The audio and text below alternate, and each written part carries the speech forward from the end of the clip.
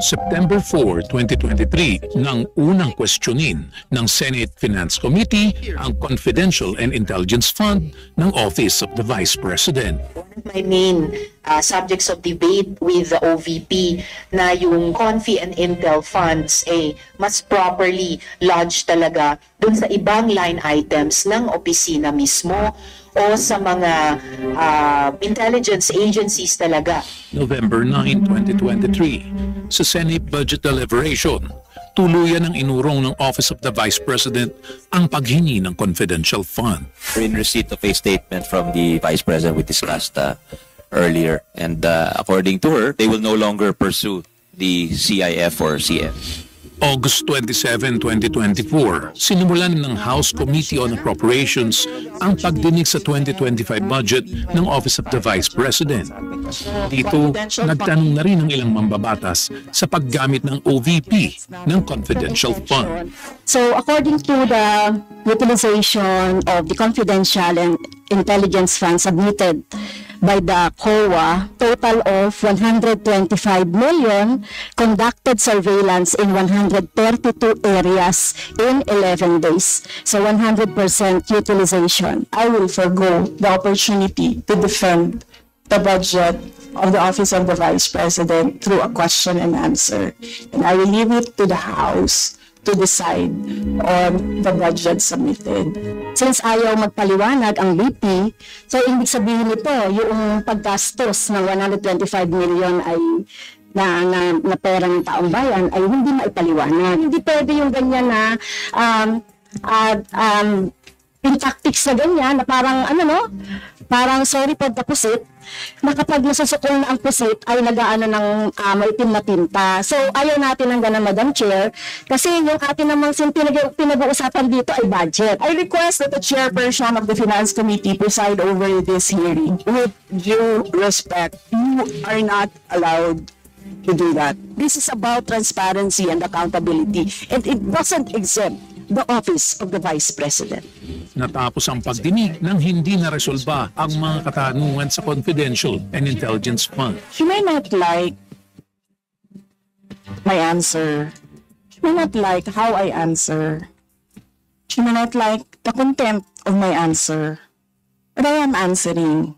September 10, 2024, sa ikalawang budget briefing ng Committee on Appropriations, walang dumalo mula sa Office of the Vice President. Madam Chair, so ibig sabihin wala po ni isa na dumating from the Office of the Vice President para sumagot ng mga tanong ng ating mga colleagues, Madam Chair. That is correct. But Madam Chair, she is accountable to the people and she has this sworn duty to the Constitution, being the head of the agency, to be here. September 18, 2024, nagbukas ng investigasyon ang House Committee on Good Government and Public Accountability. Dumalo si Vice President Sara Duterte, gayunman. Ang nasa rules ninyo, witnesses lang po ang nag-o-oath. Wala po kayong rules sa resource persons.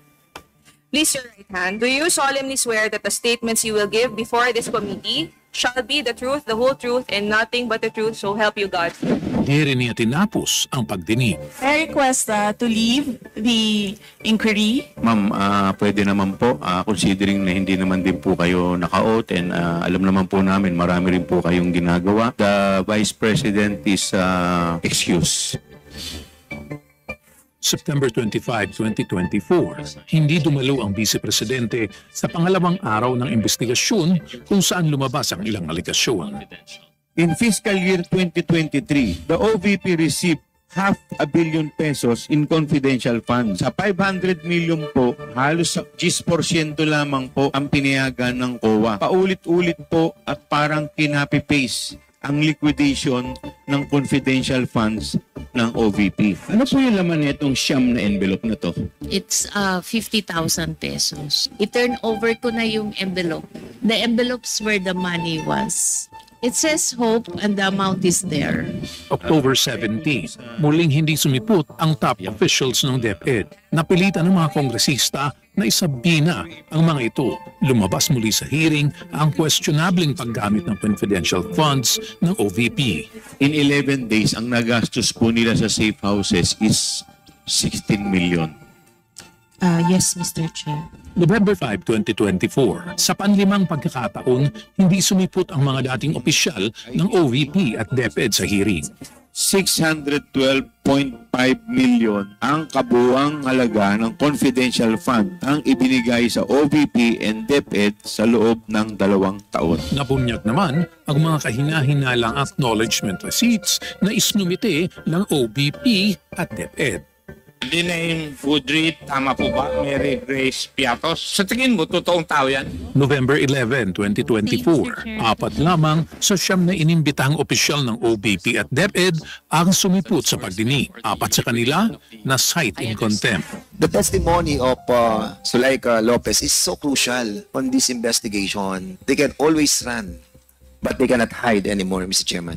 November 20, 2024, mas lumalim ang naging pagsuri sa acknowledgement receipts, partikular ang kay Mary Grace Piatos at Cocoy Villamin.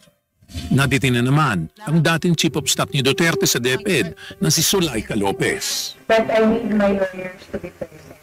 November 25, 2024, pinalawig pa ng 5 araw ang contempt order laban kay Lopez. I move, Mr. Chair, that the period of detention of Attorney Lopez be 10 days instead of 5 days. You need to reconsider that extension of your detention. It was illegal in the first place. Naglisa si Acosta tungkol sa proseso ng encashment at disbursement ng confidential funds ng OVP hanggang sa humiling na itong matingnan ng doktor dahil sa kanyang presyon. We excuse Gina Acosta para po ma-check po siya. I understand, Mr. Chair. Sa clinic. Nagpaalam na rin sa Duterte at nangakong dadalo sa susunod na pagdinig ng komite. Gina Acosta was rushed to the emergency rooms. May I ask permission to join her? Okay. I'll join you in the next hearing. Thank you.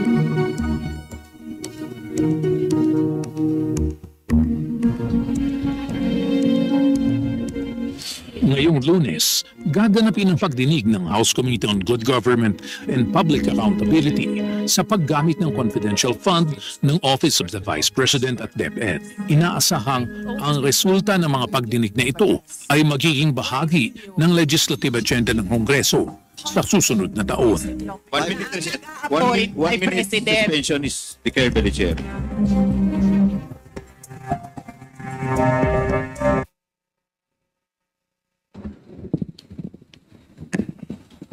Congressman Pau Ortega, you're recognized. Thank you, Mr. Chair.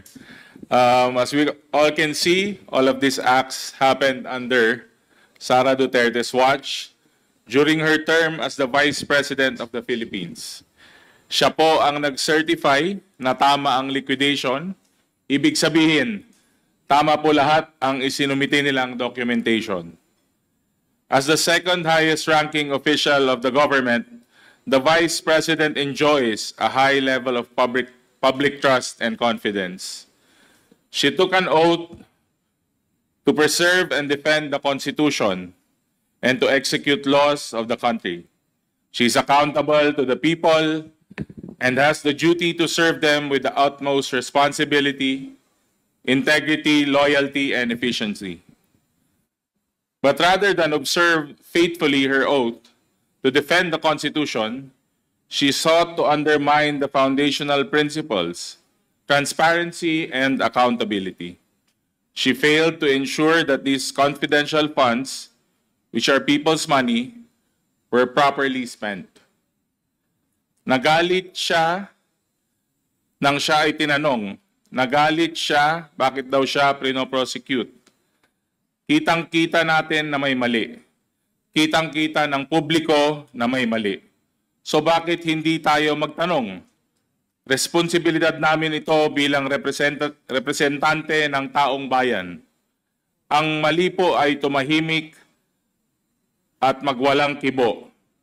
Ang sabi nga po ni Albert Einstein, the world is a dangerous place not because those who do evil, but because of those who look on and do nothing. Nasusubaybayan po nating lahat kung paano nagamit ng incumbent Vice President ang mga loopholes ng batas upang makuha ang 612.5 million na confidential funds. 2 Pasko ang lumipas na nalustay niya at kasabwat niya ang pera ng bayan. Para siyang Santa Claus ng OVP at DepEd na namimigay ng pera na pinaghirapan ng taong bayan. Pero hindi pinapamigay, mukhang binubulsa pa. In short, yumayaman si VP Sara at ang kanyang kasamahan, habang marami pa ang kumakapit pa rin sa patalim. Itong unting patak ng pera mula sa supposedly charitable programs ay makakalunas sa paghihirap at lalong-lalo na sa karamihan. Pwede na rin sana itong pangtulong at kung hindi sana niya binulsa. This is a crime of the highest order. This is not only a culpable violation of the Constitution, but a betrayal of the trust of the people that had been given to her.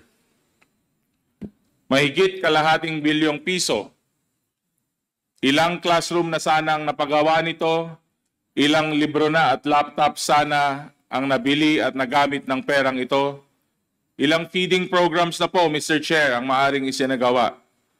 Hindi ito biro. Hindi biro ang kalahating bilyong piso. Sa laking bagay sana kung nilaan ang perang ito sa lehitimong programa ng gobyerno. Maraming estudyante at mga guro sa pampublikong paaralan ang nagsisiksikan sa masikip at mainit na classrooms. Maaring estudyante ang naglalakad ng ilang kilometro araw-araw at tinitiis ang init ng araw. Yung iba kailangan tumawid ng ilog para makapasok sa eskwelahan. At ang ating mga guro nagpapatuloy sa pagturo sa kabila ng kakulangan ng resources. Madalas kailangang umutang para matustusan ang pangangailangan ng kanilang pamilya. Dahil kulang ang sweldo, isa sila sa pinagkaitan ng kalahating bilyong piso. Ang bawat mamamayang Pilipino ay ninakawan ng mahigit kalahating bilyong piso, Mr. Chair. It cannot be ignored that the inquiry conducted by this committee gained so much traction from the public. Sinubaybayan po tayo ng taong bayan, especially as the committee continued to uncover anomalies in the disbursement and liquidation of the confidential funds of the OVP and DepEd. Last week, 2 complaint for impeachment po ang inihain sa Kamara by various groups and various sectors calling for the impeachment of the incumbent Vice President Sara Duterte. In both complaints, the incumbent Vice President Sara Duterte was charged with misuse of 612 million in confidential funds as discovered by this committee. The misuse allegedly amounted to a betrayal of public trust, culpable violation of the Constitution, graft and corruption, and all grounds for impeachment of a sitting Vice President under the 1987 Constitution. Nung simulan po namin ang inquiry na ito, tulad nyo, hindi po namin inaakala na ganito ang matutuklasan namin. Aayusin po namin ang mga batas na natuklasan ding maraming butas. Kaya may nakakalusot. Habang tinatalakay po namin ang usaping ito, marami ang nasaktan. Marami ang nagsabi kami ay nanggigipit. Hindi po. Ginawa po namin ang aming trabaho. Mahirap? Oo, dahil this is about a very popular Vice President. There is the greater duty of ensuring public accountability and transparency. So let the chips fall where they may. Maraming salamat po, Mr. Chair.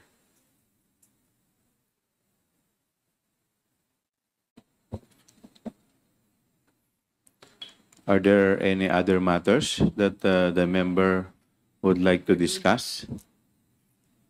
Wala na po ba? There being no more matters to discuss, do I hear a motion?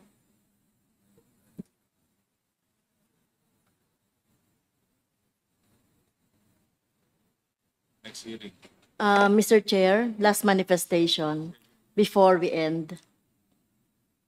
Yes, Congresswoman Franz Castro.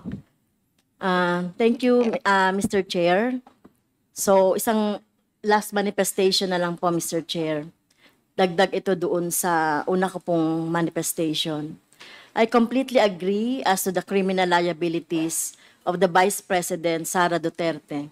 In addition, I would like to stress na isa rin sa napakahalagang tungkulin natin sa Kongreso, particular dito sa House of Representatives, ang tungkulin natin na simula ng imbestigahan o initiate ang investigate or hear ang impeachment ng tinatawag na impeachable officers o matataas na opisyal na hindi maaring tanggalin sa posisyon bukod sa proseso ng impeachment. Kabilang dito ang Vice Presidente noong nakaraang linggo, nag-step 1 na ang 72 individual mula sa iba't ibang mga organisasyon na advocates ng mabuting pamamahala at pananagutan ng mga opisyal. Layo ng People's Impeachment Complaint na i-impeach si Sara Duterte bilang Vice Presidente ng Pilipinas dahil sa pagtataksil sa tiwala ng publiko kaugnay ng 612.5 million confidential funds ng Office of the Vice President at ng DepEd mula December 2022 hanggang third quarter ng 2023. At ginamit nila ang mga revelasyon mula sa komiting ito. Ito ang acts ng pagtataksil sa tiwala ng publiko na ginawa ng Vice Presidente Duterte. Una, pagtataksil sa tiwala ng publiko sa pamamagitan ng kanyang malubhang pag-abuso sa kanyang discretionary power, yung 612.5 million confidential funds mula December 2022 hanggang third quarter ng 2023. Ikalawa, pagtataksil sa tiwala ng publiko sa pamamagitan ng kanyang malubhang pagbabaliwala sa transparency at accountability. Ginagawa niyang katatawanan ang proseso ng audit at pag-uutos sa mga subordinate na maghanda ng hindi kapani-paniwalang mga liquidation reports na sinusuportahan ng mga peking accomplishment reports at mga palsipikadong dokumento. Pangalawa, isumite ang mga ito sa Commission on Audit upang suportahan ang kaduda-dudang paggamit ng confidential funds na hindi naaayon sa mga batas at regulasyon, na nagdudulot ng malaking pinsala sa gobyerno at mga taxpayer. At ikatlo, Mr. Chair, pagtataksil sa tiwala ng publiko na sa pamamagitan ng kanyang kapabayaan sa tungkulin, sa kanyang sadyang pagtanggi na kilalanin ang congressional oversight sa mga deliberasyon ng mga budget at ang autoridad nito na magsagawa ng mga pagtatanong bilang tulong sa paggawa ng batas. Panawagan natin, Mr. Chair, na i-honor ang pagkilos ng mamamayan na nagsampa ng People's Impeachment Complaint. Ang Vice Presidente ay nananatili sa pwesto, mananatiling may hawak sa public funds. Kung hindi natin tatangnan ang ating tungkulin to impeach official like Vice President na ibinigay sa atin ng Constitution, Mr. Chair. Salamat, Mr. Chair. With that, Congressman Rog Gutierrez. Mr. Chair, motion to suspend session. There's a motion to suspend. Is there any second to the motion? Duly seconded. Is there any objection? Hearing none, the motion is carried. The committee hearing of the Committee on Good Government and Public Accountability is hereby suspended until further notice.